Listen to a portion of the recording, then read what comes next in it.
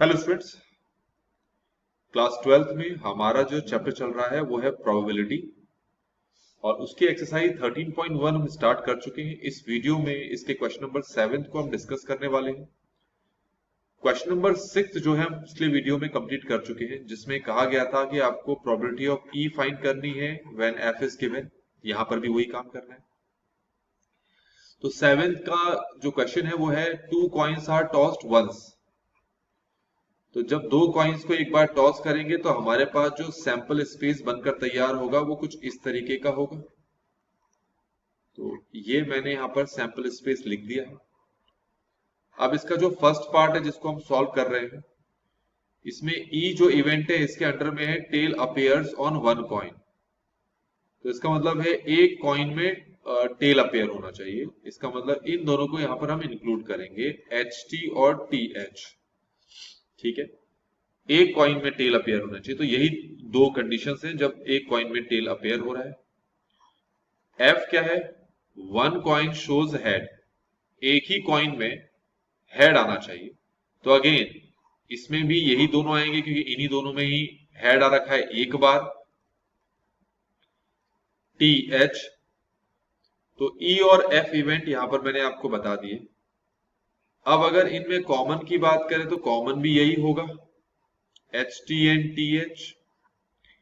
ठीक हो गया। तो अब हमें फाइंड करना है probability of E when F is given. इसका फॉर्मूला होता है probability of E intersection F over probability of F, या फिर number of elements in E intersection F over number of elements in F. अब ये वाला फॉर्मूला हम तब लगाएंगे जब हमारे पास जो सैंपल स्पेस है उसके हर एक जो सैंपल पॉइंट्स है इक्वली लाइकली हो। जो सैंपल स्पेस है उसके हर एक जो सैंपल पॉइंट्स है वो इक्वली लाइकली हो। इक्वली लाइकली का मतलब है कि जो हर एक सैंपल पॉइंट है उसकी प्रोबेबिलिटी सेम होनी चाहिए। यहां के केस में ये जो एच एच है इसकी प्रोबेबिलिटी है 1/4, सॉरी, इसकी भी 1/4 है, इसकी भी 1/4 है, इसकी भी 1/4। तो चारों की प्रोबेबिलिटी सेम है, इसीलिए हम ये वाला फॉर्म लगाएंगे। तो number of elements in E intersection F कितने हैं? 2। Number of elements in F कितने हैं? वो भी 2। तो ये कैंसिल हो गए तो आंसर कितना आ गया? 1। तो ये हमने फर्स्ट पार्ट सॉल्व कर लिया। अब हम सेकंड पार्ट की तरफ जाते हैं। ई में कहा है नो टेल अपेयर्स। तो कोई टेल नहीं होना चाहिए, तो इसका मतलब ये है सिर्फ हेड होने चाहिए। नो टेल अपेयर्स, कोई भी टेल नहीं होना चाहिए, तो सिर्फ इसके अंदर ई ही बन पाएगा। नो हेड अपेयर्स, इसका मतलब है एक भी हेड नहीं होना चाहिए, तो इसका मतलब सिर्फ टेल टेल होगा। अब ई इंटरसेक्शन एफ की बात करें, मतलब इन दोनों में कॉमन की बात करें तो कुछ भी कॉमन नहीं है, तो 5 लिख लेंगे हम। अब हम probability of E when F is given इसको अप्लाई करेंगे, तो जिसका फॉर्मूला होता है probability of E intersection F over probability of F, या फिर number of elements in E intersection F over number of elements in F. अब number of elements in E intersection F अगर देखें हम, तो ये रहा वो। इसमें कितने एलिमेंट्स हैं? एक भी एलिमेंट नहीं है। कलर चेंज कर लेते हैं। ये देखो जरा, इसमें एक भी एलिमेंट नहीं है, तो number of elements in E intersection F की जगह आ जाएगा 0। Number of elements in F, F में कितने एलिमेंट्स है? एक है, तो एक आ जाएगा। तो सॉल्व करोगे तो ये 0 आ गया। तो इस तरीके से हमने क्वेश्चन नंबर 7 को डिस्कस कर लिया। तो अब हम देखेंगे क्वेश्चन नंबर 8 को। तो अब क्वेश्चन नंबर 8 को देखते हैं। इसमें लिखा है अ डाई इज थ्रोन 3 टाइम्स। ठीक है, अब 3 टाइम्स थ्रो करेंगे तो उसके जो सैंपल स्पेस बनेगा 216 बनेंगे। 216 इसलिए क्योंकि 3 डाइज है ना, एक डाइज को 3 बार फेंका या 3 डाइज को एक बार फेंका, बात एक ही है। तो पहली बार फेंका तो 6 आउटकम्स मिलेंगे, दूसरी बार फेंकेंगे 6 आउटकम्स मिलेंगे, तीसरी बार फेंकोगे 6 आउटकम्स मिलेंगे, तो टोटल 216 आउटकम्स आपको मिलेंगे। तो एक तो होगा 111, एक होगा 112, फिर 113, 114, ऐसे ही 116। तो ऐसे करेंगे तो लास्ट वाला हो सकता है हमारे पास, इनमें से एक 611 वाला भी होगा, 612 वाला और 616। ऐसे ही लास्ट वाला होगा 661, 662, ऐसे करते करते 666। तो टोटल ये 216 होंगे। ठीक है, चलिए इसमें सबसे पहले हम ई को देखते हैं कि ई के बारे में क्या कहा है। 4 appears on the third toss, तीसरे टॉस में 4 होने चाहिए। ठीक हो गया।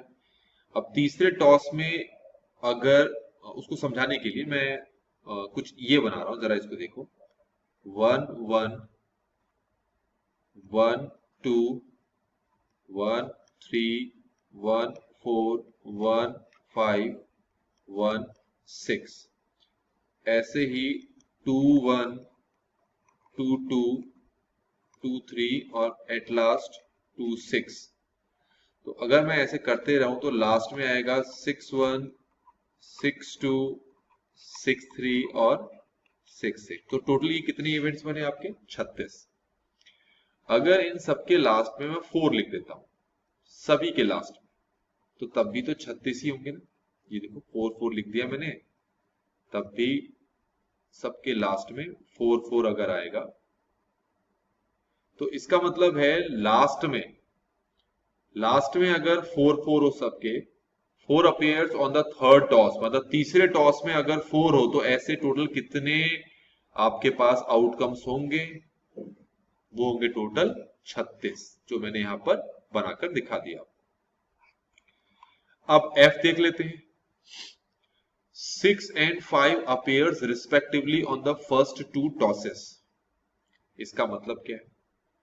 पहले दो टॉस में 6 और 5 होने चाहिए, मतलब वही दोनों होने चाहिए। तो तीसरे टॉस में या तो 1 हो सकता है, या 2 हो सकता है, या 3 हो सकता है, या 4 हो सकता है, या 5 हो सकता है, या 6 हो सकता है। तो एफ इवेंट के अंडर में ये सारे आएंगे।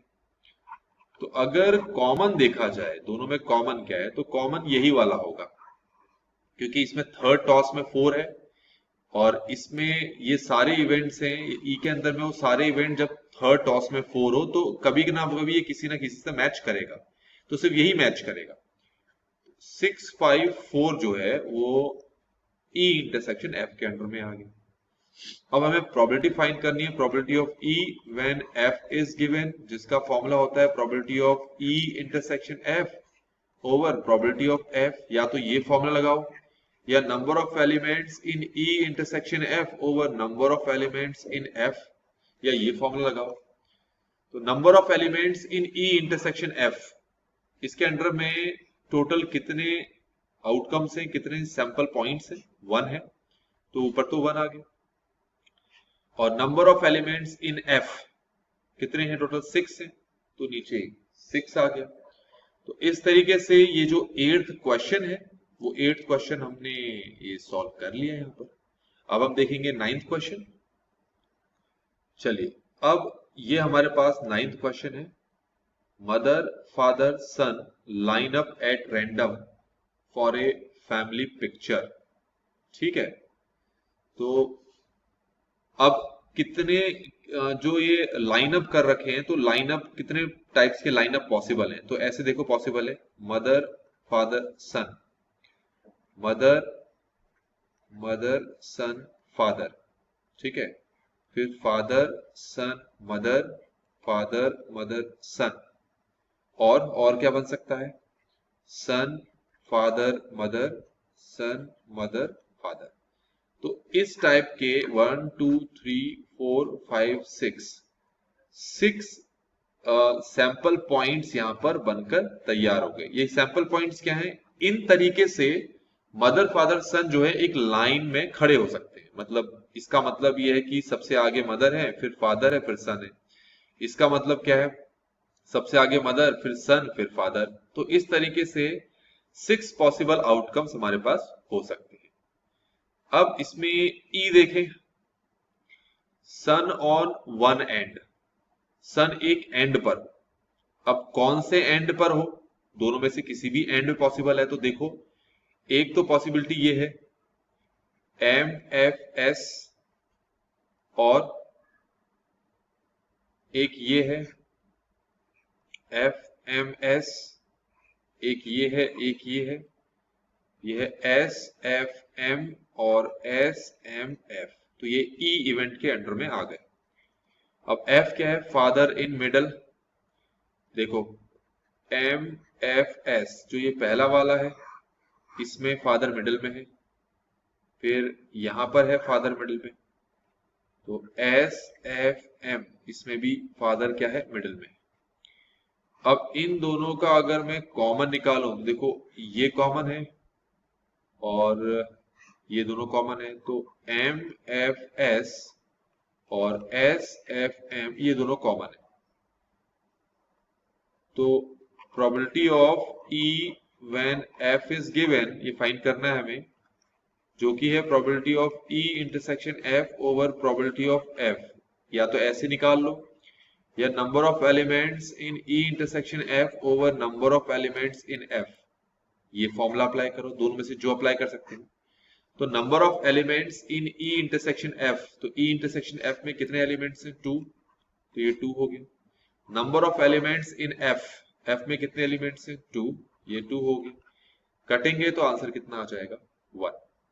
तो इस तरीके से बच्चों हमने इस वीडियो में क्वेश्चन नंबर 7th, 8th और 9th क्वेश्चन को कंप्लीटली सॉल्व कर लिया है। आई होप कि आपको ये सोल्यूशन समझ में आया हो। Thanks for watching.